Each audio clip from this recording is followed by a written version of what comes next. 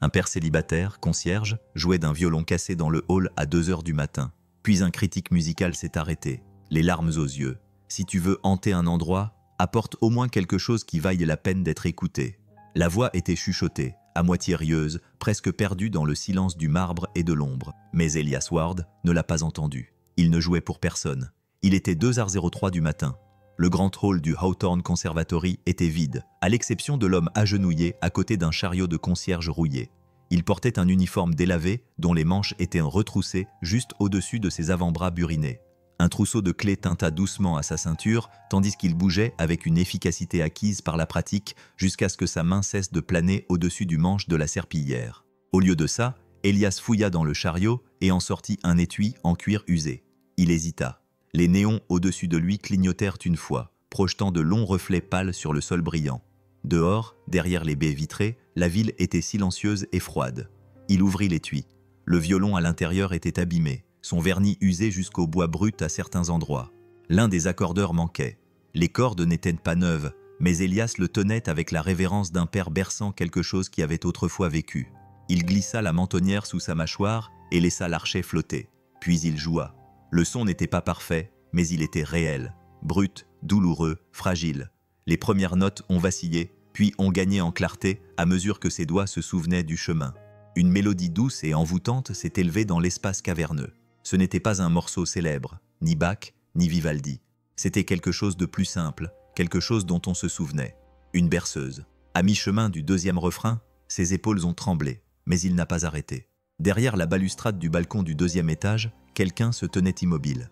Elle était entrée quelques minutes plus tôt, ses chaussures claquant doucement sur le marbre avant qu'elle ne se fige, captivée par le son. Maintenant, elle agrippait le bord de la balustrade comme si le fait de lâcher prise risquait de briser le charme. Isabelle Vance n'avait pas prévu d'être là.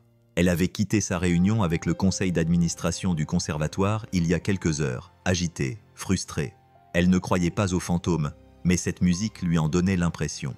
Le concierge en bas ne levait jamais les yeux. Ses yeux étaient fermés. La mélodie flottait vers le haut, chaque note façonnée par la tristesse, par le souvenir. La gorge d'Isabelle se serra avant qu'elle ne comprenne pourquoi elle pleurait.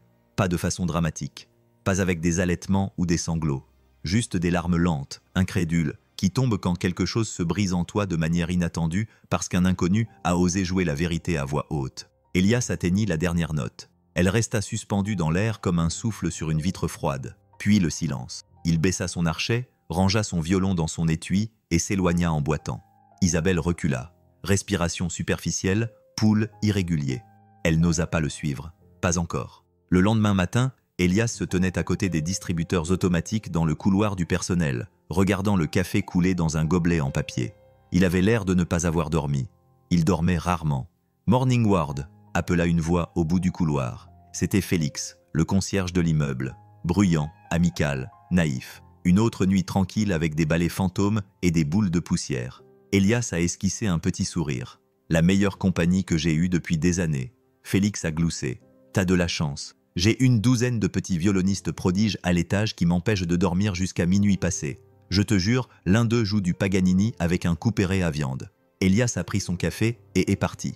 Pendant ce temps, de l'autre côté de la ville, Isabelle Vance était assise dans un coin d'un café tranquille, les yeux rivés sur le curseur clignotant de son ordinateur portable. Son rédacteur en chef voulait une chronique sans risque. Des profils de promise rencontraient les étoiles montantes de Hawthorne. Elle avait une liste de biographies d'étudiants dans sa boîte de réception, des notes du doyen, une brochure du programme, mais tout ce à quoi elle pouvait penser, c'était lui, l'homme avec le balai et le violon cassé. Elle ne connaissait pas son nom, ne savait pas quel morceau il jouait, mais le son était toujours logé dans sa poitrine comme une écharde qu'elle ne voulait pas retirer. Ses doigts se mirent en mouvement, non pas vers les notes, mais vers une page blanche. Le concierge qui jouait My Soul Awake, c'était son titre. La chronique a jailli d'elle d'un seul coup. Ce n'était pas une critique, c'était une confession. Il ne jouait pas comme un étudiant, il ne jouait pas comme quelqu'un qui cherche à être approuvé. Il jouait comme un homme qui se souvient d'une voix qu'il ne veut jamais oublier. Elle ne l'a pas soumis sous son nom. Pas encore, juste un pseudonyme, juste un murmure. De retour au conservatoire, Elias était en train de frotter du chewing-gum sous un escalier lorsque Viviane Maud apparut à ses côtés. La fondatrice du conservatoire avait 72 ans et s'habillait comme une ballerine à la retraite devenue maître d'échecs. Longue écharpe, regard perçant, silence délibéré. Vous avez oublié un endroit, dit-elle en montrant nulle part en particulier. Elias leva les yeux, surpris. Bonjour, mademoiselle Marais. Elle s'accroupit à côté de lui sans demander la permission. Est-ce que ça vous manque parfois demanda-t-elle. Il cligna des yeux. Qu'est-ce qui me manque? Être entendu. Elias ne répondit pas. Son regard se posa sur la brosse qu'il tenait à la main. Elle se releva avec un soupir. Vous savez, certaines personnes jouent pour qu'on se souvienne d'elles. D'autres jouent parce qu'elles ne peuvent pas oublier. Puis elle s'éloigna. Elias resta assis longtemps après son départ, la brosse à récurer glissant de sa main. Cette nuit-là, quelque chose changea. Lorsqu'il entra dans le hall à 2h03 du matin, l'étui à violon était déjà posé sur le banc. Pas dans le chariot, pas dans le placard, mais sur le banc, attendant. Il regarda autour de lui, vide, immobile. Il le prit et se remit à jouer, cette fois-ci une mélodie différente, plus lente, plus douce, hésitante. À mi-chemin, ses doigts hésitèrent, et dans l'obscurité au-dessus de lui, une voix résonna doucement. Seulement 2 mots. N'arrête pas. Il retint son souffle. Il leva les yeux. Personne. Le hall était vide. Seulement des ombres et le silence. Il n'était pas seul. Et pour la première fois depuis des années, il ne voulait pas l'être. La pluie est tombée tard, douce, incertaine, comme si le ciel ne savait pas s'il voulait pleurer ou simplement nettoyer la journée. Isabelle Vance était assise derrière le pare-brise embué de sa voiture, devant le conservatoire, les mains agrippées au volant longtemps après que le moteur ait refroidi. Elle n'avait pas prévu de revenir. Pas ce soir, pas si tôt, mais le souvenir de cette mélodie, celle que le concierge jouait comme si elle avait été gravée dans ses côtes, l'avait suivie jusqu'à chez elle comme un parfum qui s'accroche à la peau. Elle n'avait pas réussi à écrire sur les élèves, ni sur le gala à venir, ni sur l'insistance incessante du conseil d'administration pour redynamiser la marque. Elle avait fixé son ordinateur portable pendant des heures, effaçant chaque phrase qui lui semblait sans risque. Elle était donc revenue, non pas pour un article, mais pour un son. À l'intérieur du bâtiment, Elias se déplaçait silencieusement, comme toujours. Son chariot cliquetait légèrement tandis qu'il le poussait devant la salle des professeurs, devant les portes de l'auditorium vers l'atrium vitré qui surplombait les toits de la ville. La plupart du temps, il évitait les ailes les plus fréquentées, mais ce soir-là, c'était différent. Il ressentait une tension en lui qu'il ne pouvait pas nommer, une douleur qui vibrait contre les os sous sa peau. Il repensa au violon sur le banc la nuit dernière, au murmure dans l'ombre. N'arrête pas. Il n'en avait parlé à personne, n'avait pas osé demander. Il s'était contenté de rejouer, et quand il l'a fait, il a senti quelque chose changer, comme si un verrou dont il ignorait l'existence s'était discrètement déverrouillé. Isabelle a franchi l'entrée principale sans badge, ses talons claquant doucement sur le marbre. Cette fois, elle n'a pas essayé de se cacher. S'il jouait, elle voulait le voir, mais le hall était vide. Pas d'homme, pas de violon, juste l'écho de sa propre respiration. Elle se dirigea vers l'atrium, l'ourlet de son trench coat effleurant le sol poli. Puis elle l'entendit. Pas de la musique, une voix. Elias parlait tout seul, ou du moins c'est ce qu'il semblait.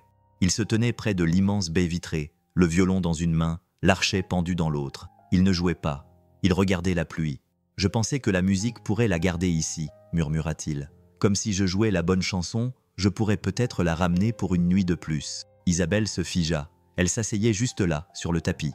Elle faisait semblant de me diriger avec une paille en plastique. Elle se faisait appeler Maestro Clara. Un petit rire lui échappa, brisé aux extrémités. Je n'ai pas pu jouer à ses funérailles. Je n'ai même pas pu toucher ce fichu instrument. Il baissa la tête. Mais certaines nuits, quand tout est trop silencieux pour respirer, je l'entends encore. La voix d'Isabelle surprit même Isabelle. Peut-être qu'elle écoute encore. Elias se retourna brusquement. Leurs regards se croisèrent. Et pour la première fois, ils se virent vraiment. Pas comme concierge ou critique, mais comme 2 personnes hantées par le son. « Je ne voulais pas écouter aux portes », dit-elle en s'approchant. « J'ai juste été attirée. » Elias serra plus fort son violon. « Encore vous. Vous vous souvenez de moi ?» Il acquiesça une fois. « Le balcon, lundi soir. Quelle mémoire. La musique ne fait généralement pas pleurer les gens, sauf si elle touche quelque chose qu'ils pensaient enfoui. » Elle cligna des yeux. « C'est ce qu'elle a fait pour vous ?» Il baissa les yeux. « Je pense que je suis enfoui depuis des années. » Un long silence s'installa entre eux.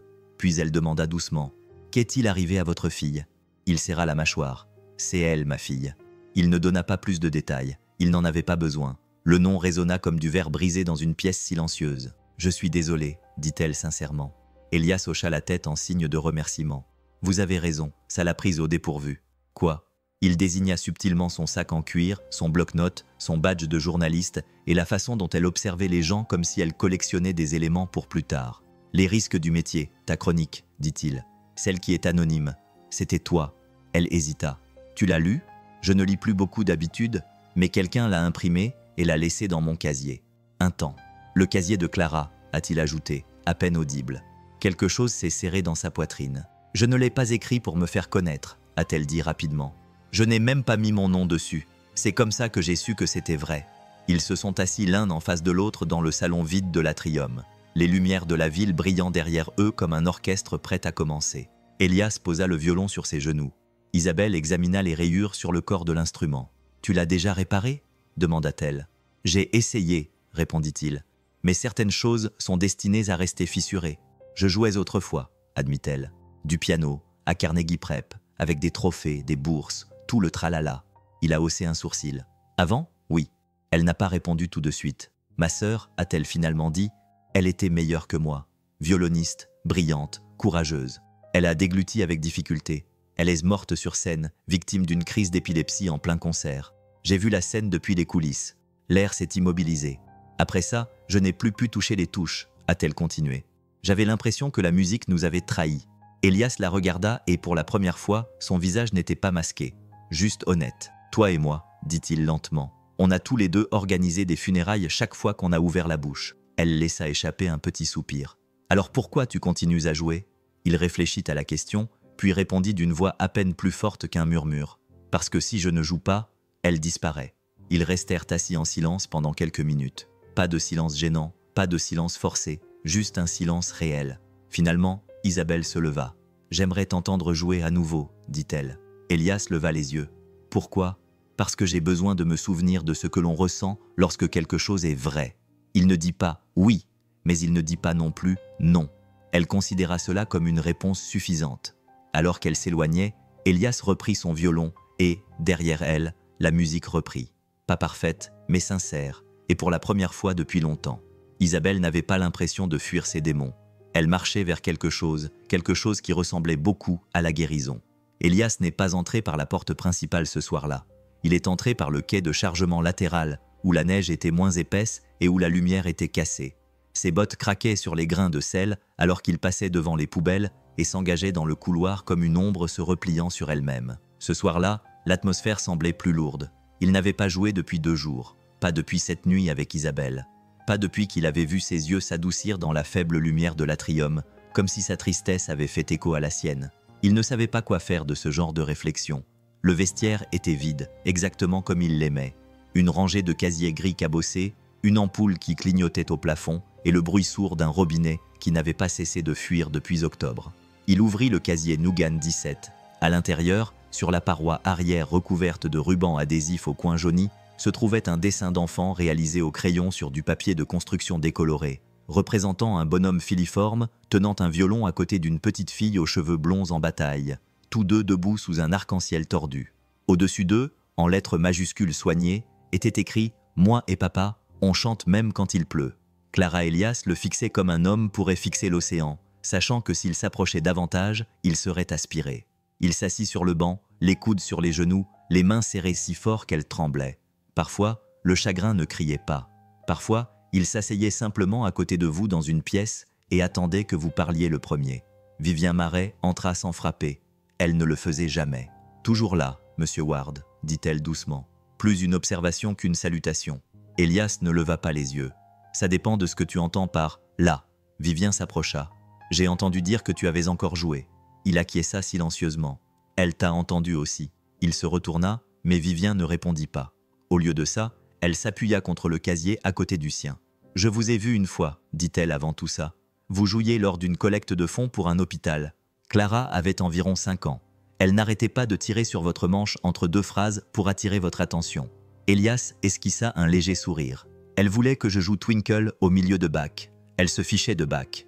Vivien dit qu'elle se souciait de vous. » L'expression d'Elias s'assombrit à nouveau. « Tu ne m'as jamais demandé pourquoi je t'avais embauché, dit-elle après une pause.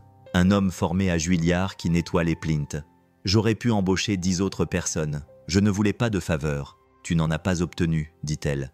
Tu as eu une 2e chance à laquelle tu n'étais pas prêt. Mais je pense que tu t'en approches. » Il leva les yeux. « Je m'approche de quoi ?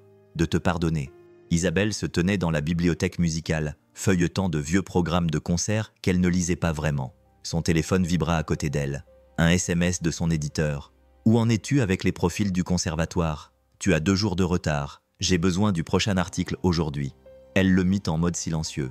Puis son regard s'arrêta sur une photo dans l'une des pages. C'était l'affiche d'un concert de charité.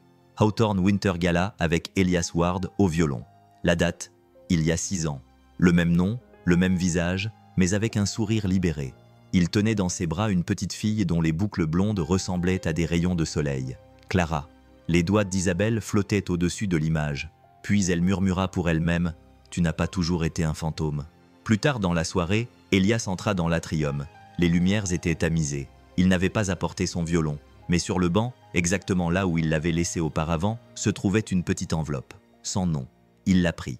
À l'intérieur se trouvait une page déchirée d'un bloc-notes, soigneusement pliée. Il la déplia lentement. « Joue-la encore, celle qui brise les cœurs. Je pense que le mien est prêt maintenant. » Il la fixa longuement, le cœur battant à tout rompre, avec un sentiment qui n'était pas tout à fait de la peur, ni encore de l'espoir. Puis, comme guidé par un courant invisible, il se retourna et retourna au vestiaire. Il ouvrit le casier Dodger 17, passa devant le dessin de Clara et en sortit l'étui.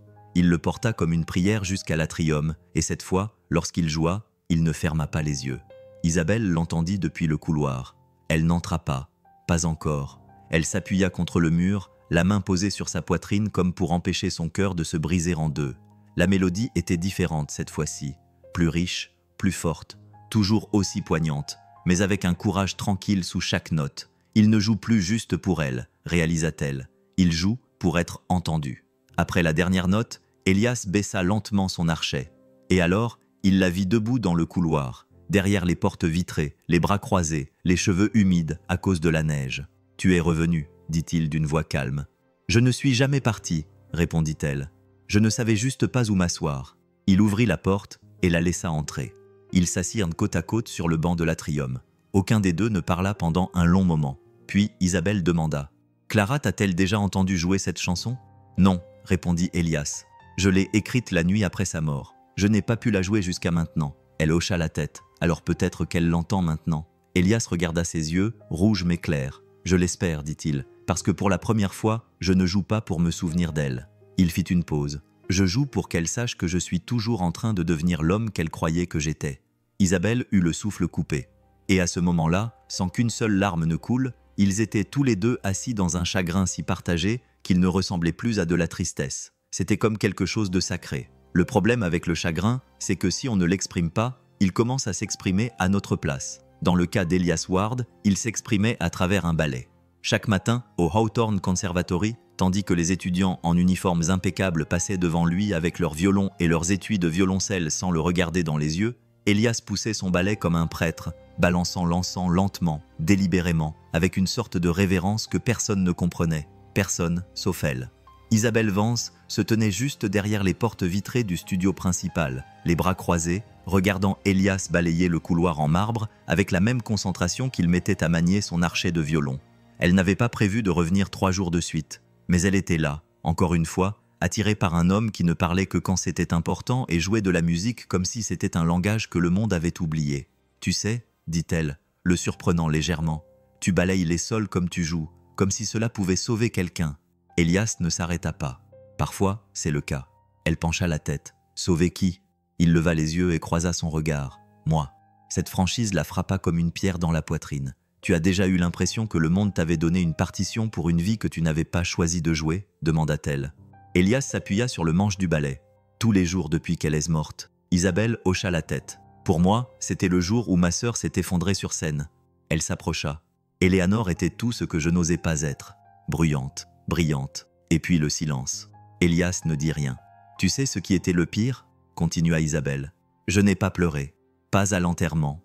Pas à l'hôpital. Je me suis juste éteinte, comme un piano dont toutes les touches seraient collées. »« Tu t'es éteint, » dit Elias doucement. « Parce que si tu avais laissé couler une seule larme, toute cette fichue symphonie aurait pu commencer. » Elle cligna des yeux, prise au dépourvu. « Exactement. » Elias fit un signe de tête vers le couloir. « Viens avec moi. » Ils marchèrent lentement devant les salles de répétition où résonnaient des arpèges et des gammes timides.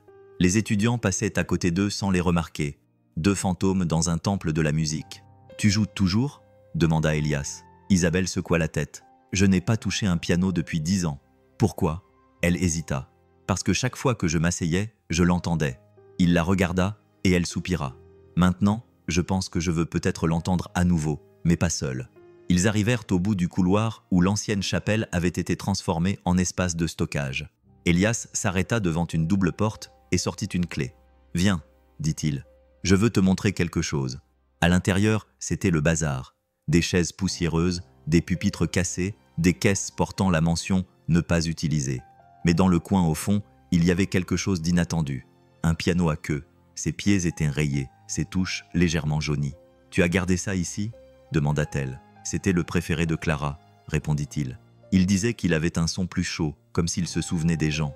Isabelle s'en approcha comme si elle rejoignait un vieil ami qu'elle croyait mort. Elle passa ses doigts sur le couvercle. Elias la regardait, sans se presser. Finalement, elle s'assit. Ses doigts flottèrent au-dessus des touches, tremblèrent. Elle en appuya une seule. Elle résonna dans la pièce comme un souvenir qui revient à la maison. Elias s'agenouilla à côté d'une caisse et ouvrit l'étui de violon abîmé. L'odeur de la rosine et du vieux bois emplissait l'air. Il se leva et sans un mot, ils commencèrent à jouer. Ce n'était pas raffiné, ce n'était pas parfait, mais c'était sincère. La mélodie qu'ils créèrent était lente, prudente, sa main gauche essayant des accords simples, son archet trouvant son souffle entre deux hésitations. Et puis quelque chose a changé. Leurs chagrins ont commencé à se parler. Sa tristesse a façonné la structure, sa perte lui a donné de la couleur. Au moment où la dernière note s'est évanouie, ils ne pleuraient pas, mais aucun des deux ne pouvait vraiment respirer. Isabelle s'est tournée vers lui. Ce n'était pas un duo, c'était une confession. Elias a esquissé un petit sourire. « Alors je crois que tu es la première personne à qui j'ai fait des confessions depuis des années. » Elle se leva lentement. « Tu n'es pas seulement un concierge, Elias. »« Je ne l'ai jamais été, dit-il. Mais c'était plus facile de disparaître si je faisais semblant de l'être. » Plus tard dans la journée, Isabelle était assise dans sa chambre d'hôtel, les yeux rivés sur son ordinateur portable. Le curseur clignotait comme s'il avait quelque chose à dire. Cette fois, elle le laissa parler. Les fantômes ne portent pas toujours des draps blancs ou ne font pas toujours cliqueter des chaînes. Certains poussent des balais, d'autres jouent de la musique si doucement que vous ne l'entendez que si votre propre âme s'est également calmée. Elle s'arrêta, relut la ligne. Puis elle ajouta « Il s'appelle Elias Ward, et si la musique a des seins, il pourrait être l'un d'entre eux. » Elle ne l'envoya pas. Pas encore. Certaines vérités méritent d'être gardées un peu plus longtemps avant d'être partagées avec le monde. Ce soir-là, Elias retourna seul dans la salle de stockage. Il ne joua pas. Il s'assit à côté du piano, les mains jointes, puis murmura comme s'il s'adressait à quelqu'un d'invisible. « Clara, peut-être que je n'ai jamais été silencieux. J'ai juste oublié le son de ma voix. » La pièce ne répondit pas, mais pour la première fois depuis très longtemps, Elias n'avait pas l'impression de parler à un fantôme. Il avait l'impression que peut-être, juste peut-être, il était entendu. « Si je tombe de ce toit, dis-leur que c'était ton idée. » La voix d'Isabelle brisa le silence comme un rire dans une église, à moitié en plaisantant, à moitié nerveux, complètement vivant. Elias ne regarda pas en arrière. Il se tenait au bord du toit de la véranda, les mains dans les poches de sa veste délavée, contemplant la ville alors que la neige commençait à tomber en délicates spirales. Il avait laissé la porte du toit ouverte cette nuit-là, sachant, espérant qu'elle le suivrait. « Tout ira bien, dit-il doucement. La peur des hauteurs ne compte que si tu prévois de tomber. Très réconfortant, marmonna-t-elle en posant le pied sur le gravier et en serrant son manteau autour d'elle. Qu'est-ce qu'on fait ici? Il ne répondit pas tout de suite. La ligne d'horizon s'étendait devant eux, avec ses silhouettes nettes et ses fenêtres dorées. Le bourdonnement lointain de la circulation en bas ressemblait à un orchestre s'accordant avant la première note. Elias finit par se tourner vers elle, pensif. « Ici, tu peux entendre ton propre silence. » Isabelle haussa un sourcil. « Je n'aime pas généralement être seule avec mon silence. » Elias acquiesça. « La plupart des gens n'aiment pas ça. Il dit des choses que nous nous efforçons de noyer. » Elle croisa les bras. « Et que dit le tien ?» Il se retourna vers la ville. « Que je n'ai pas encore fini. » Ils restèrent silencieux pendant un moment qui en disait plus long que les mots. Puis Elias prit l'étui usé du violon posé contre le mur, l'ouvrit et l'accorda à l'oreille. Pas de projecteur, pas d'échauffement, juste des doigts froids et une respiration lente. Il commença à jouer, pas pour quelqu'un d'autre, pas même pour Clara. Cette fois, il jouait pour lui-même. La mélodie n'était ni forte ni ostentatoire. Elle évoluait avec retenue, comme un souvenir qui refait surface lentement pour ne pas le briser à nouveau. Elle était écrite en mineur, mais elle n'était pas triste. Elle cherchait. Chaque note ressemblait à une question dont il n'était pas sûr de vouloir la réponse. Isabelle le regardait sans cligner des yeux. La façon dont son visage changeait au milieu d'une phrase. La façon dont il inclinait très légèrement son violon au crescendo, comme s'il l'encourageait non seulement à jouer, mais aussi à parler. « Je n'ai jamais compris comment quelqu'un pouvait jouer la tristesse dans une pièce, murmura-t-elle. Mais tu ne fais pas que jouer, tu traduis. » Elias ne s'arrêta pas de jouer. Alors elle s'approcha et, sans demander la permission, s'assit à côté de lui sur le rebord. Leurs épaules ne se touchaient pas, mais leur proximité ressemblait à un dialogue. Lorsque la dernière note s'éteignit, aucun des deux ne bougea. « Tu sais, » dit Isabelle doucement, « ça ferait une belle histoire. » Elias sourit. Quel concierge déprimé joue du violon sur un toit avec une journaliste émotionnellement indisponible? Plutôt deux fantômes qui ont arrêté de faire semblant d'être vivants et qui ont commencé à essayer. Elias expira lentement. « Essayer, c'est le plus dur. La seule chose qui compte, » répondit-elle. Il se tourna vers elle. « Pourquoi tu continues à revenir ?» Elle le regarda dans les yeux. « Parce que tu es le premier son que j'ai entendu en 10 ans qui ne ressemblait pas à du bruit. » Ces mots n'étaient pas romantiques, ils étaient réels. Elias baissa les yeux vers le violon, puis vers elle, et avant de pouvoir s'en empêcher, il demanda « Elle te manque ?» Isabelle ne demanda pas de qui il parlait. « Oui, » répondit-elle, « tous les jours, et pas seulement les grandes choses. Elle me manque quand elle corrigeait ma posture quand je jouais du piano. Elle me manque quand elle levait les yeux au ciel quand je devenais sentimentale. » Elle fit une pause. « Ça me manque qu'on ait besoin de moi. » Le regard d'Elias se perdit dans le vide. C'est ce que le deuil ne te dit pas, que ce n'est pas seulement une perte, c'est la solitude, avec un nom. Une rafale de vent projeta de la neige sur le toit. Isabelle frissonna. Elias le remarqua. Il se leva, ôta son manteau et le posa sur ses épaules. « Je ne suis pas fragile, dit-elle. »« Je sais, répondit-il. Mais tu as le droit d'avoir froid. » Elle sourit. « Tu es exaspérant de gentillesse, tu le sais. » Il rit. « Ça s'apprend. » Il y avait quelque chose dans l'air à présent. Une douleur, oui, mais une douleur qui vibrait de potentiel. Comme si le chevalier retenait son souffle dans l'attente de quelque chose. « As-tu déjà pensé, dit-elle soudain, à rejouer? Sur scène ?» Elias secoua la tête. « Pas dans un endroit où les gens applaudissent. Pourquoi pas? Parce que je ne suis pas prêt pour les applaudissements. Je suis juste en train d'apprendre à ne plus me cacher. » Elle l'observa. « Tu ne te caches pas quand tu joues. C'est le seul moment où je ne le fais pas. » Ils s'assirent à nouveau en silence, mais celui-ci semblait mériter. Finalement, Elias se leva et regarda vers la cage d'escalier. « Allez, dit-il, avant que tu n'attrapes une pneumonie et que je finisse par être poursuivi en justice. » Isabelle se leva aussi. « Et si je te disais que j'aimerais réentendre ce morceau, peut-être dans un endroit plus chaud la prochaine fois ?» Elias acquiesça. « Peut-être. » Alors qu'ils descendaient l'escalier étroit, leur pas résonnait comme un doux coda dans une symphonie sur les toits. Avant de disparaître dans son couloir, elle se retourna. « Elias. » Il leva les yeux. « Tu te poses parfois des questions ?» Elle lui a demandé si la musique pouvait être le début après la fin. Il y a réfléchi. « Je pense que la musique est le début, » a-t-il dit. Le silence nous apprend juste à écouter. De retour dans l'atrium vide, sous les mêmes lumières tamisées où tout avait commencé, Elias se tenait seul. Il regarda le violon, puis le banc vide. Il ne s'assit pas. Il murmura simplement « Merci Clara, de t'être assurée que je n'étais pas le seul à écouter. » Puis, lentement, doucement, il se remit à jouer. Cette fois-ci, pas pour elle, ni pour lui-même, mais pour tous ceux qui croyaient encore que les choses brisées pouvaient encore produire de beaux sons.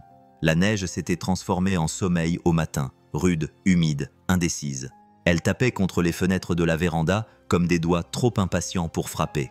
À l'intérieur des archives administratives, Isabelle Vance se tenait dans une pièce dont la plupart des gens avaient oublié l'existence. Des étagères remplies de programmes poussiéreux, de demandes de subventions, de registres de donateurs et d'archives de concerts tapissaient les murs comme une bibliothèque abandonnée par le temps. L'air sentait le vieux papier et le produit pour meubles. Elle n'était pas censée être là, mais quelque chose l'attirait depuis cette nuit sur le toit. La musique, le silence qui avait suivi et le regard d'Elias lorsqu'il avait dit « Je pense que je n'ai pas encore fini ». Elle cherchait des réponses. Au lieu de ça, elle trouva un nom. Tout a commencé avec une boîte intitulée « Winter Gala 2017 ». Elle a feuilleté les photos et les plans de table jusqu'à ce qu'elle repère une carte de donateur manuscrite glissée entre les pages. Ses doigts se sont figés. Demande de bourse.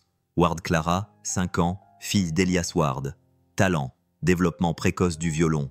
Recommandation, Julian Vance. Son propre nom de famille, la signature de son propre père. Isabelle fixait la page comme si elle risquait de disparaître si elle clignait des yeux. Ce ne fut pas le cas. Elle sortit précipitamment des archives, le papier serré dans la poche de son manteau, la rage brûlant comme de l'électricité statique sous sa peau. Le coup de fil suivant n'était pas destiné à son rédacteur en chef. C'était pour son père. Julian Vance répondit à la 3e sonnerie, sa voix toujours aussi raffinée et sèche. « Isabelle, je pensais justement à toi. As-tu terminé ta série de portraits? Le conseil d'administration du conservatoire dit qu'il n'a encore rien vu de publié. Papa, là, interrompit-elle. Pourquoi ton nom figure-t-il sur une lettre de bourse pour la fille d'Elias Ward? Il y eut un silence à l'autre bout du fil. Alors ce n'est pas quelque chose que je pensais que tu verrais un jour. Mais c'est vrai. Julien soupira. Oui, il y a des années, avant l'accident, que s'est-il passé? J'ai proposé à Elias Ward une bourse complète pour sa fille, des cours particuliers, un futur placement, et même un éventuel début sous le nom de la fondation, mais il a refusé. Isabelle cligna des yeux. Pourquoi? Il a dit qu'il ne voulait pas que sa fille grandisse en étant l'histoire de quelqu'un d'autre. Ça lui ressemble bien, marmonna-t-elle. Julien continua. Le problème, c'est que j'avais déjà tout arrangé. J'avais promis au donateur qu'elle ferait ses débuts. Quand il s'est désisté, tout s'est effondré, puis l'incendie s'est déclaré. Le ton de Julien se refroidit. Ça n'a rien à voir, vraiment? Demanda Isabelle à voix basse. Julien ne dit rien. Tu t'es servi d'une petite fille comme argument de vente, dit-elle. Et quand son père a refusé de la vendre, tu t'es assuré qu'il ne recevrait plus jamais d'invitation. Elle se tourna vers lui. Tu l'as laissé mourir. Tu as utilisé une petite fille comme argument de vente, dit-elle. Et quand son père a refusé de la vendre, tu t'es assuré qu'il ne recevrait plus jamais d'invitation. Elle est morte, Isabelle, dit-il d'un ton sec. Ce n'était pas de ma faute. Mais ce qui s'est passé après, c'est qu'il a disparu. Il a pris un balai et a abandonné la musique. Julien expira. Cet homme a choisi le silence. Ce n'était pas moi. Isabelle eut la voix brisée. Peut-être, mais tu t'es assuré que le monde ne l'écouterait plus jamais s'il parlait à nouveau. De retour au conservatoire, Elias se tenait dans la cour, balayant la neige fondue de l'allée. Vivien était assise sur un banc, le regard perdu dans le lointain. La voix d'Isabelle se brisa. Peut-être, mais tu t'es assuré que le monde ne l'écouterait pas s'il revenait un jour. De retour au conservatoire, Elias se tenait dans la cour, balayant la neige fondue de l'allée. Vivien Marais s'approcha de sa canne, tapotant doucement le chemin de pierre. « Je l'ai vu, dit-elle. »« Qui ?» Isabelle dans les archives. Elias se redressa, cherchant ce que Viviane regardait. Son regard s'adoucit, un fil qu'elle ne savait pas qu'il existait. Parfois, la guérison nous mène au grenier. « Je ne suis pas sûr de vouloir ce qu'elle pourrait trouver, » dit Elias. Vivien sourit doucement. « Elle ne cherche pas à déterrer ta douleur, Elias. Elle cherche la partie de toi que tu as oublié comment croire. » Il fit une pause. « Et si elle avait disparu ?»« Non, répondit-elle. Elle est juste enfouie sous la poussière de la survie. » Cette nuit-là, Isabelle se tenait devant le vestiaire du concierge, un dossier à la main. Elle ne frappa pas, elle attendit simplement. Elias sortit quelques minutes plus tard, s'essuyant les mains sur un chiffon. Leurs regards se croisèrent. Elle lui tendit le dossier. « Tu devrais voir ça. » Il l'ouvrit, lut la lettre et se figea. Le silence entre eux s'étira comme du verre. « Pourquoi maintenant ?» demanda-t-il. « Parce que si tu comptes continuer à jouer, tu mérites de savoir contre quoi tu te battais. » Il leva les yeux. « Je ne me battais pas. Tu fuyais, dit-elle. Et peut-être que maintenant, tu n'as plus à le faire. » Elias ferma le dossier. « Crois-tu au destin ?»« Non, répondit Isabelle. Mais je crois au choix. Et cette fois, c'est toi qui choisis comment ton histoire se termine. » Il observa son visage et, pour la première fois, laissa la vérité monter en lui sans la refouler. « Elle est morte en croyant que la musique était magique, dit-il, et j'ai laissé cela devenir une malédiction. »« Non, dit doucement Isabelle, tu l'as laissé partir en silence. Ce n'est pas la même chose que renoncer. C'est du chagrin. » Il déglutit péniblement, puis finit par murmurer. « Je veux rejouer. Pas seulement la nuit, pas seulement quand personne ne me regarde. » Elle s'approcha. « Alors je t'aiderai à les faire écouter. » Plus tard dans la soirée, Elias se tenait dans le même couloir où les élèves passaient souvent à côté de lui. Seulement, cette fois, il portait l'étui à violon bien en évidence. Il ne sursauta pas quand ils le regardèrent. Il ne se recroquevilla pas. Il se déplaçait comme un homme qui récupérait quelque chose qui lui avait été volé. Pas seulement son nom, mais la musique qui s'y trouvait. On dit que le chagrin vient par vagues, mais Elias Ward avait vécu assez longtemps pour savoir que parfois il s'abat comme un déluge. Tout avait commencé de manière assez innocente. Le conservatoire organisait un déjeuner pour les donateurs dans la galerie supérieure, une tradition qu'Elias évitait généralement en programmant ses tâches loin des sourires artificiels et des plaisanteries polies. Mais cette fois-ci, Félix, le superviseur toujours joyeux, lui avait forcé la main. « On manque de personnel », avait-il dit. « Installe juste quelques chaises supplémentaires près du piano. Ce n'est pas grave. » Elias avait acquiescé, trop fatigué pour discuter. Il ne s'attendait pas à le voir là. Julian Vance se tenait près de la table du buffet, un whisky à la main et une montre en diamant scintillant sous sa manche sur mesure. Son rire profond, calculé et creux était indéniable. Elias s'est figé en plein pas. Sa gorge s'était asséchée, ses genoux avaient failli se dérober sous lui, mais il avait continué à marcher, avait installé la dernière chaise, avait essayé de disparaître, Mais Julien l'avait vu et avait souri. Le genre de sourire qui n'atteint pas les yeux, celui qui se souvient de ce que l'on ressent quand on gagne. « Ward », avait-il dit d'une voix forte, comme s'il se rappelait une vieille blague, continuant à pousser des chaises au lieu de jouer des sonates. La pièce se tut un instant, juste assez. Elias se redressa, continuant à encaisser l'échec du talent des autres. Le sourire de Julien se crispa. « Tu as toujours été un homme difficile », dit Julien en s'approchant. « Mais je te reconnais une chose, tu sais garder rancune. »« Ce n'est pas de la rancune », répondit Elias d'une voix basse. « C'est un souvenir, un mauvais souvenir. »« Clairement », se moqua Julien. « J'ai offert un avenir à ta fille. Tu l'as transformé en épitaphe. » Les mots tombèrent comme une dalle. Elias vit rouge. Sa main se crispa en un point avant même qu'il ne sache ce que cela signifiait. Pendant une seconde, juste une seconde, chaque gramme de douleur qu'il avait enfoui hurla pour remonter à la surface. Mais alors, une voix derrière lui. Elias. Isabelle debout juste à l'extérieur de l'arche. Les yeux écarquillés, le souffle coupé. Il baissa la main. Julien regarda entre eux, rit. « Eh bien, je vois que la journaliste a hérité de ton goût pour les choses abîmées. » Isabelle s'avança et le gifla. Le son résonna à travers le marbre comme un symbole fracassé. « Tu as perdu le droit de te considérer comme mon père à partir du moment où tu as fait d'un homme en deuil ton bouc émissaire, » dit-elle en tremblant. « Maintenant, dégage de son chemin. » Julien la fixa, puis regarda Elias. Puis, comme tous les lâches cachés derrière leur pouvoir, il se retourna et sortit sans un mot. Elias quitta l'événement quelques minutes plus tard, sans attendre les applaudissements ni les excuses. Il se retrouva dans l'ancienne salle de musique, celle où se trouvait le piano préféré de Clara. Ses mains tremblaient lorsqu'il tendit la main vers le violon, mais lorsqu'il leva l'archet, ses doigts refusèrent de bouger. Il fixa les cordes, les éraflures sur le bois, l'endroit où Clara avait collé des autocollants en forme d'étoiles et de cœurs pour rendre le violon de papa à nouveau joli. Et il craqua. Il laissa tomber l'instrument, s'effondra sur le sol et pleura. Le genre de pleurs qui vous coupe le souffle, qui vous brisent les côtes, qui vous font implorer le plafond pour obtenir des réponses que vous n'attendez plus. « J'essayais juste de la protéger », murmura-t-il au sol. « Je ne voulais pas qu'elle soit utilisée. Je ne voulais pas qu'elle devienne comme eux. » Mais le silence ne répondait que par de la douleur. Il est resté recroquevillé là pendant un long moment, le violon intact, la chanson non jouée. Ce soir-là, Isabelle l'a trouvé assis sur les marches du conservatoire, regardant fixement la cour vide, la neige tombant à nouveau, juste assez pour recouvrir la pierre comme un souvenir. Elle s'assit à côté de lui, sans parler. Au bout d'un moment, il dit « Il m'a reproché, il a tort. Mais si ce n'était pas le cas, la voix d'Elias était grave. Et si elle avait pu vivre une vie plus riche si j'avais dit oui ?» Isabelle le regarda, pas avec pitié, mais avec compréhension. « Ma sœur a eu tout ce qu'elle a toujours voulu, » dit-elle. Des concours, les projecteurs, des critiques qui utilisaient des mots comme prodige et une fois en une génération. Et au final, rien de tout cela ne l'a sauvée. Elias ferma les yeux. « Je ne sais plus comment porter ce poids, » murmura-t-il. « Tu ne le supportes pas, » dit-elle. « Tu le joues, c'est la seule façon de t'en libérer. » Il la regarda, et pour la première fois depuis des jours, quelque chose dans son regard s'adoucit, pas guéri, mais juste assez fissuré pour que la lumière commence à filtrer à nouveau. Le lendemain matin, Elias n'ouvrit pas son casier. Il n'a pas pris son violon.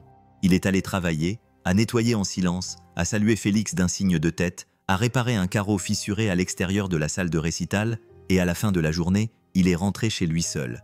Mais sur la table de sa cuisine, à côté d'une lettre non ouverte de la compagnie d'électricité, se trouvait un mot, écrit de sa main, datant de plusieurs années.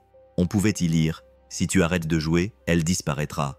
Il fixa le papier, puis le étui à violon à côté, et tendit lentement la main vers le loquet.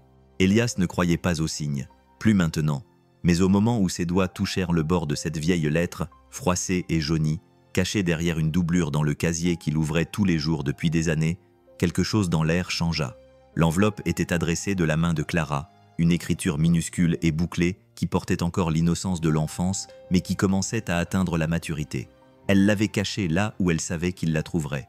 Un jour, ses genoux se sont dérobés. Il s'est assis sur le banc, le cœur battant à tout rompre, étouffé comme s'il était sous l'eau.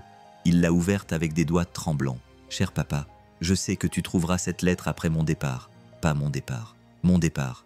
Je veux dire, un de ces jours où tu seras fatigué ou triste et où tu ouvriras ton casier et penseras à moi. Je voulais juste te dire quelque chose. Tu penses que je n'ai rien remarqué, mais j'ai tout vu. Chaque sacrifice, chaque dîner sauté, chaque larme que tu n'as jamais laissé couler.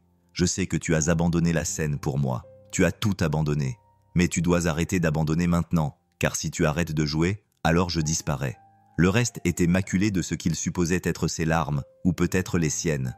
Peu importait, car à ce moment-là, Elias Ward comprit quelque chose avec une clarté dévastatrice. Il n'avait pas seulement enterré la musique de Clara, il s'était enterré lui-même, et il était temps de revenir. Ce soir-là, la salle du conservatoire était vide. Les échos de la lumière du jour s'accrochaient encore aux hautes fenêtres, projetant des ombres ambrées sur le sol poli. Elias sortit le vieux piano droit du placard au fond de la pièce. Pas le Steinway, pas le grand piano de scène, juste celui avec les touches en ivoire usé que Clara avait l'habitude d'appuyer avec ses doigts collants après le déjeuner. Il posa son étui à violon sur le banc et l'ouvrit lentement. Cette fois, il n'hésita pas. L'archet rencontra les cordes et la première note trembla dans l'air comme une âme retrouvant sa voix après des années de silence. Il ne joua pas l'un des anciens morceaux de récital de Clara. Il ne choisit aucun morceau classique ou reconnaissable. Il joua simplement à partir de la douleur, de la mémoire, de cet espace fragile entre le chagrin et la grâce. Chaque note était une lettre inachevée. Chaque phrase était une conversation jamais terminée. Chaque crescendo était une supplication. S'il te plaît, ne l'oublie pas. Et d'une manière ou d'une autre, dans la douleur de la mélodie, il ressentit à nouveau la présence de Clara. Pas comme un fantôme, mais comme un souffle.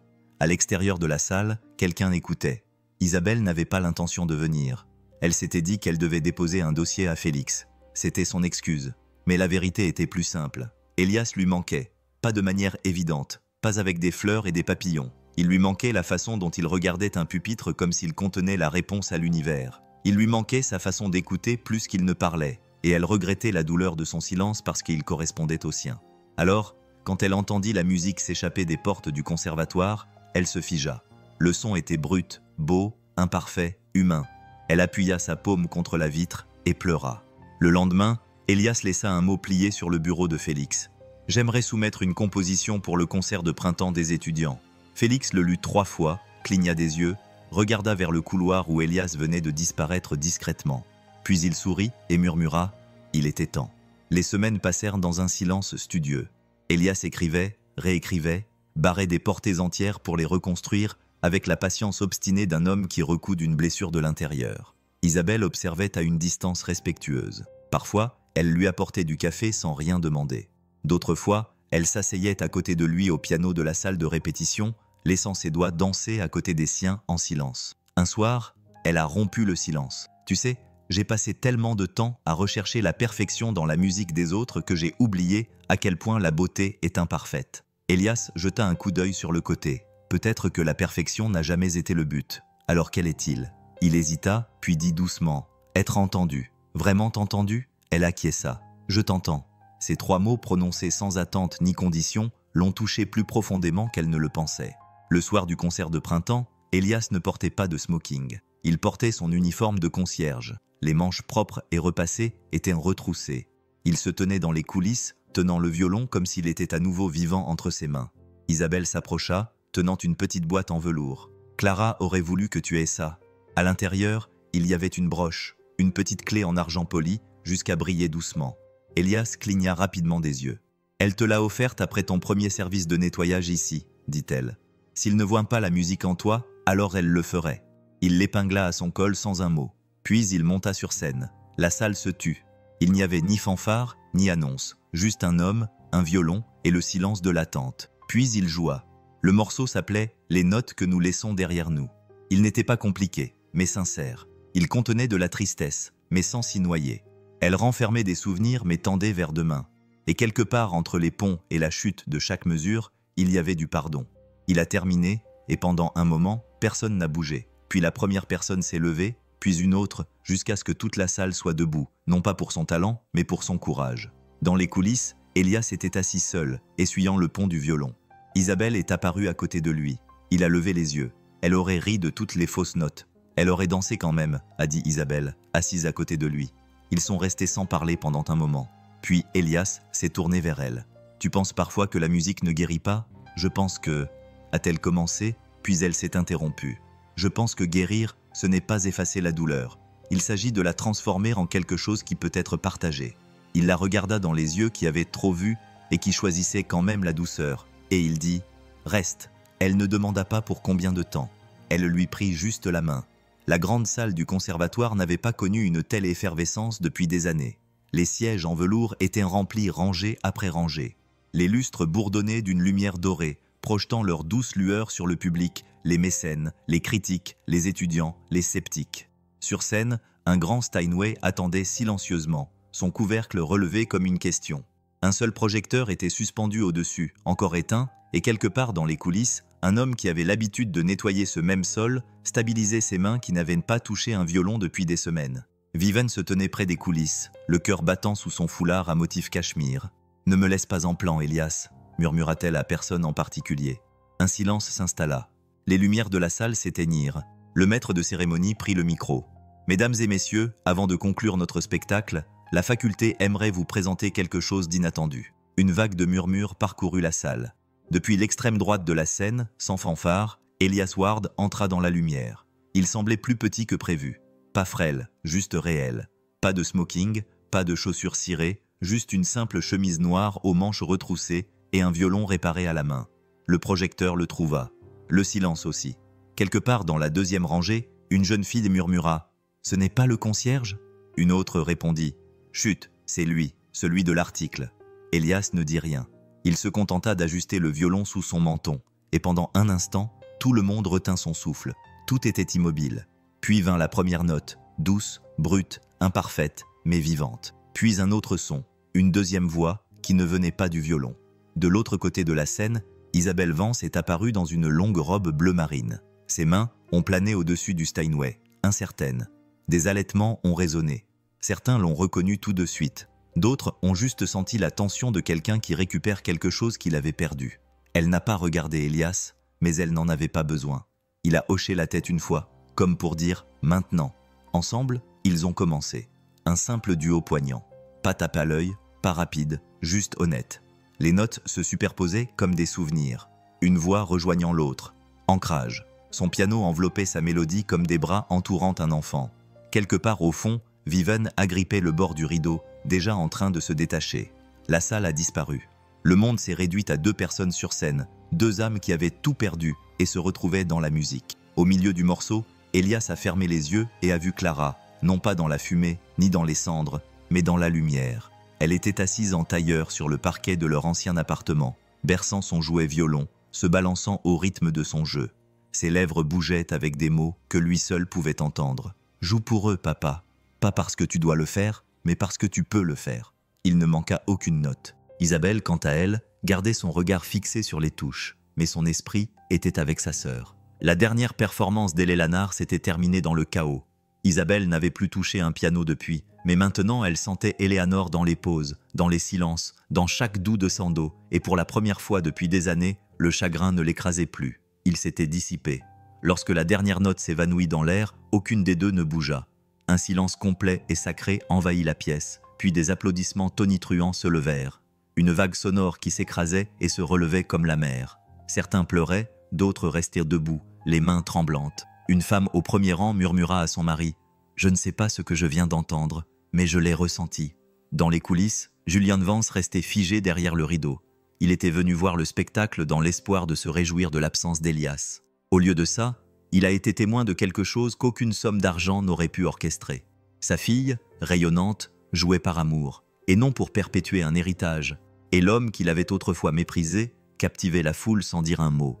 Julien s'est retiré dans l'ombre. Sur scène, Elias a fait une légère révérence. Son regard a croisé celui d'Isabelle. Pas de sourire, juste une reconnaissance. Quelque chose avait changé. Ils quittèrent la scène ensemble. Dans les coulisses, essoufflée et rougie, Isabelle s'appuya contre le mur. « Tu n'as pas raté une seule note. » Elias secoua la tête. « Je n'ai pas joué pour eux. » Elle leva les yeux. « Alors pour qui ?» Il croisa son regard, la voix calme mais claire. Pour Clara et pour la fille qui avait arrêté de jouer parce qu'elle pensait que le silence était plus sûr. Ses yeux brillèrent et elle murmura « C'était jusqu'à maintenant. » Vivien apparut, s'essuyant les joues avec un mouchoir dont elle faisait semblant de ne pas avoir besoin. « Si je meurs cette nuit, enterrez-moi ici, dans la fosse d'orchestre. J'ai assez vécu. » Isabelle rit, à bout de souffle. Les lèvres d'Elias se courbèrent, formant ce qui ressemblait le plus à un sourire que quiconque lui ait vu depuis avant. Vivien serra leurs mains. « Vous avez tous les deux fait un tabac, mais plus que ça, vous avez ramené la musique à la maison. » Les trois restèrent là un moment. Puis Isabelle se tourna vers Elias. « Il y a un parc. Clara l'adorait, n'est-ce pas? Ses yeux s'écarquillèrent. Comment ça? J'ai lu tout ce qu'elle a laissé derrière elle. Vivienne m'en a donné des copies. J'aimerais y aller avec toi, juste pour m'asseoir. Pas de violon, pas de piano, juste le silence. Le bon silence. Il acquiesça. J'aimerais ça. Les applaudissements s'étaient estompés. La scène était sombre, mais les lumières de la salle étaient allumées. J'aimerais y aller avec toi, juste pour s'asseoir. Pas de violon, pas de piano, juste le silence. Le bon silence. Il acquiesça. J'aimerais bien. Les applaudissements s'étaient évanouis. La scène était sombre, mais quelque chose avait changé pour toujours dans leur deux vies, non pas avec du bruit, mais avec le silence. Tard dans la nuit, la ville reposait tranquille sous une couverture de néon brumeux. Elias et Isabelle étaient assis côte à côte sur un banc dans Greystone Park, le préféré de Clara. Une brise légère soufflait dans les arbres, faisant bruisser les chaînes des balançoires au loin. Pas de caméra, pas de public, juste eux et le silence qu'ils avaient mérité. « Je l'emmenais ici après ses cours », dit Elias d'une voix basse, enrouée par l'émotion. Elle grimpait toujours sur ce toboggan tordu et faisait comme si c'était un bateau pirate. Elle criait « Toute voile dehors, papa », comme si elle partait à la conquête du monde. Isabelle sourit doucement. « Et toi ?» Je m'asseyais juste ici, sur le même banc. Parfois, je fermais les yeux et j'écoutais son rire. Ce rire, il m'aidait à guérir plus que la musique ne pourrait jamais le faire. Une pause. « Tu ne m'as jamais dit comment c'est arrivé ?» dit Isabelle doucement. Elias fixait le vide devant lui. C'était un incendie. Le vieux câblage électrique du bâtiment. J'étais au boulot. Elle était seule à la maison depuis à peine 1 heure. 1 heure. Il serra les mâchoires. Elle dessinait tout le temps, inventait tout le temps des histoires. Le pompier a dit qu'elle avait rampé sous le piano, comme si elle pensait que ça la protégerait. Isabelle ne dit rien. Elle se contenta de tendre la main et de prendre la sienne. Pour une fois, il ne la repoussa pas. « Elle serait fière de toi », murmura-t-elle. Non, Elias dit qu'elle serait fière de nous. Ce duo, ce n'était pas seulement de la musique, c'était une permission pour nous deux. Isabelle baissa les yeux. Elle hésita. « Il y a quelque chose que je dois te dire. » Elias se tourna vers elle, sentant le changement dans sa voix. « Mon père, Julien. » Son visage s'assombrit. « Lui, dit-elle en déglutissant. C'est lui qui a proposé de parrainer Clara il y a des années. J'ai trouvé une lettre dans le bureau de Vivienne. » Le corps d'Elias se raidit. « Pourquoi tu me dis ça maintenant ? Parce que tu mérites de savoir la vérité. Et parce que je ne le savais pas, jusqu'à récemment. Mais je ne pouvais pas monter sur scène ce soir sans être honnête avec toi. » Elias se leva, respirant difficilement. « Ton père m'a regardé dans les yeux et m'a dit « Ma fille n'avait pas à mourir. J'aurais dû accepter son offre comme une bonne affaire. » « Je sais, dit-elle en se levant aussi. Et je ne suis pas lui, Elias. J'ai tourné le dos à tout ça. » Elias fit quelques pas en rond, les poings serrés, puis s'arrêta. Quel était le marché? Il voulait financer la carrière musicale de Clara, ses cours au conservatoire, sa tournée nationale. À une condition, il la couperait des vivants. Laisse-moi deviner. Je m'en vais. Je l'ai abandonné pour qu'il puisse s'approprier son histoire. Isabelle acquiesça. J'ai dit non, parce que je ne voulais pas qu'elle grandisse en pensant que la musique n'était qu'une monnaie d'échange. Qu'elle devait être achetée, vendue, commercialisée. Tu as choisi l'intégrité plutôt que l'opportunité, dit Isabelle. Je l'ai choisie à chaque fois. Le silence s'installa entre eux. J'ai aussi quitté mon père. Elias, dit-elle finalement. Ce soir, après le spectacle, il m'a proposé le poste de rédacteur en chef au Conservatoire de chant. Contrôle créatif total, portée internationale, tout ce pour quoi j'ai travaillé. Elias a haussé un sourcil. Tu me dis ça parce que j'ai dit non. Il a cligné des yeux. Je lui ai dit que j'en avais fini d'écrire sur la musique des autres. À partir de maintenant, je veux la créer. Même si c'est dans de petites salles, même si ce n'est qu'un élève à la fois. Je préfère m'asseoir dans une pièce remplie d'enfants qui croient au son plutôt que dans une salle de réunion remplie d'hommes qui ne croient en rien. Elias la regarda, non pas avec surprise, mais avec quelque chose qui s'apparentait davantage à de l'admiration. « Je pensais que tu étais du marbre poli », a-t-il dit lentement. « Il s'avère que tu es de l'argile et du feu. » Isabelle a penché la tête. C'est soit une insulte, soit la chose la plus poétique que l'on m'ait jamais dite. Je vais prendre le risque. Ils ont tous deux ri. Ce n'était pas fort, mais c'était réel. Elle la regardait attentivement. Et maintenant, Elias, où allons-nous à partir de là? Il prit une longue inspiration et cette fois, il semblait plus léger, pas réparé, pas entier, mais plus brisé au point d'être irréparable. J'ai pensé au dernier dessin de Clara, celui que j'avais gardé derrière le placard à balai, celui avec la petite école de musique, dit-il en hochant la tête. Elle l'avait intitulé « Le projet Clara ». Elle disait qu'elle voulait enseigner la musique aux enfants qui n'avaient pas les moyens de prendre des cours, pour qu'ils sachent à quoi ressemble la joie, même quand la vie devient bruyante, a-t-elle écrit. Les yeux d'Isabelle se sont remplis de larmes. Elle a dit qu'elle l'avait écrite au crayon. Hélas a souri légèrement. La moitié était mal orthographiée, mais le message était parfait. Isabelle a posé sa main sur son cœur. Alors faisons-le. Construisons-le. Il a cligné des yeux. Tu es sérieuse? J'ai tourné le dos à l'héritage. Maintenant, je veux aider à en construire un qui compte vraiment. Elias expira. Vivien ne nous laissera pas utiliser le sous-sol. Tu sais? Oh, elle le fera. Crois-moi, cette femme orchestre tout ça depuis la première nuit où elle t'a vu jouer. Ils se tournèrent tous les deux vers le terrain de jeu. Au loin, une petite fille tournait en cercle lent sous le lampadaire, fredonnant une mélodie qu'aucun d'eux ne reconnaissait, mais qu'ils ressentaient tous les deux. Elias murmura. Je pensais que je sauvais la musique, mais c'était la musique qui me sauvait. Isabelle lui prit à nouveau la main. Vous vous êtes sauvés l'un l'autre. Ils restèrent debout en silence, laissant la nuit les envelopper doucement.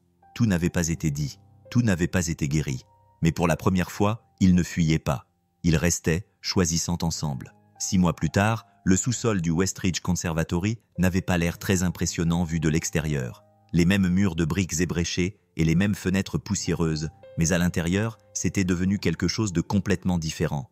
Des affiches d'enfants souriants recouvraient les murs fraîchement repeints. Des instruments colorés, dont beaucoup avaient été donnés, certains réparés avec amour par Elias lui-même, remplissaient les anciennes étagères de rangement, et au-dessus de l'entrée, en lettres majuscules audacieuses découpées dans du bois par l'un des pères des élèves, était accrochée l'enseigne de Clara Project, où chaque note trouve sa place. Elias se tenait juste à l'intérieur de la porte, ajustant le nœud papillon d'un jeune garçon qui s'agitait dans son gilet trop grand. « Tu es prêt, Matteo ?» Le garçon acquiesça nerveusement. « Tu te souviens de ce qu'on a répété ?» demanda Elias. « Souris, respire et fais comme s'ils n'étaient que des mamans et des papas. » Elias sourit. « Exactement. Et n'oublie pas à quoi sert la musique. » Le garçon cligna des yeux. « Que dire? Ce que ton cœur attendait de dire ?» Matteo rayonna. « Comme tu l'as dit tout à l'heure, la musique, c'est notre façon de parler sans demander la permission. » Elias eut la gorge serrée. « Tu as écouté. » La petite salle de concert bourdonnait de rires et de bavardages discrets. Parents, travailleurs sociaux et visiteurs curieux occupaient toutes les places. Le premier spectacle officiel des élèves du projet Clara était sur le point de commencer. Pas une représentation raffinée, mais une célébration des secondes chances. Au fond de la salle, Isabelle réglait son appareil photo. Elle s'était éloignée de la critique publique pour se consacrer à une cause privée, documentant le parcours des enfants avec une élégance journalistique. Sa nouvelle chronique, Notes from the Basement, était devenue virale une fois de plus, non pas pour son mordant, mais pour son cœur. Viven était assise au premier rang, une écharpe en soie enroulée autour des épaules, applaudissant comme une grand-mère fière chaque élève qui montait sur scène. « Tu sais », avait-elle chuchoté à Isabelle un peu plus tôt, « cet endroit a toujours eu une bonne acoustique. Il lui fallait juste le bon type d'écho. » Alors que les lumières s'éteignaient, Elias s'est approché du micro. Il n'avait pas préparé de discours, ce n'était pas son genre. Mais il a regardé les enfants, certains tirant sur leurs chemises, d'autres sautillant d'excitation, puis les parents qui n'auraient jamais imaginé que leurs enfants trouveraient la musique dans la salle de classe d'un concierge. Il s'est éclairci la gorge. Ma fille m'a dit un jour, « Même si tu oublies la musique, moi, je n'oublierai pas. Je serai dans chaque note que tu joueras. » Il fit une pause. J'ai oublié pendant un moment. Pas l'amour, mais le son. Le chagrin fait ça, il baisse le volume de la vie, mais ses enfants, ils l'ont remonté. Un doux murmure d'émotion parcourut la salle. Donc, ce soir, il ne s'agit pas de technique. Ce n'est pas une question de tempo. C'est une question de cœur et d'espoir, et d'honorer chaque note que nous avons failli ne pas pouvoir jouer. La salle a éclaté en applaudissements chaleureux. Elias s'est écarté lorsque Matteo a pris place au centre de la scène avec son violon, tremblant légèrement dans ses petites mains, puis il a joué. La mélodie était simple, imparfaite et d'une beauté poignante, brute comme la vérité, délicate comme le pardon. Dans les coulisses, Elias se tenait à côté d'Isabelle, leurs épaules se touchant légèrement. « Il joue sa berceuse », murmura-t-elle. Elias acquiesça. « Je ne lui ai pas appris ça. Il l'a trouvé lui-même dans le coin d'une vieille feuille sur laquelle Clara griffonnait. » Isabelle posa une main sur la sienne. « Elle est là, elle n'est jamais partie. » Ils regardèrent en silence, les larmes coulant doucement sur leurs joues. Lorsque la dernière note s'évanouit, la salle éclata en applaudissements. Matteo fit une révérence timide, les joues rouges, et courut se jeter dans les bras d'Elias. « Tu étais incroyable », murmura Elias. « Tu l'as rendu fier. » Le garçon avait l'air perplexe. Qui une fille qui aimait cet endroit avant toi? Plus tard dans la soirée, après que la foule se soit dispersée et que les rires aient résonné dans le couloir, Elias verrouilla la porte et se tourna vers Isabelle. « Tu sais, je pensais que j'étais censé laisser un héritage grâce à mon talent, grâce à une grande performance que le monde n'oublierait jamais. » Elle haussa un sourcil. Et maintenant, il regardait autour de lui la petite pièce au sol éraflé, le piano désaccordé et les dizaines d'affiches dessinées à la main par des enfants qui pensaient autrefois ne pas avoir de voix. Il s'avère que les notes les plus durables ne sont pas celles que nous jouons pour la foule, dit-il. Ce sont celles que nous laissons derrière nous dans le cœur des autres. Isabelle sourit. Tu n'as pas seulement construit une salle de classe, tu as construit un cœur d'avenir. Ils restèrent là un long moment, sans précipitation, sans crainte, juste avec une sorte de paix qu'aucun d'eux n'avait ressentie depuis des années. Dehors, le ciel prit une douce teinte indigo.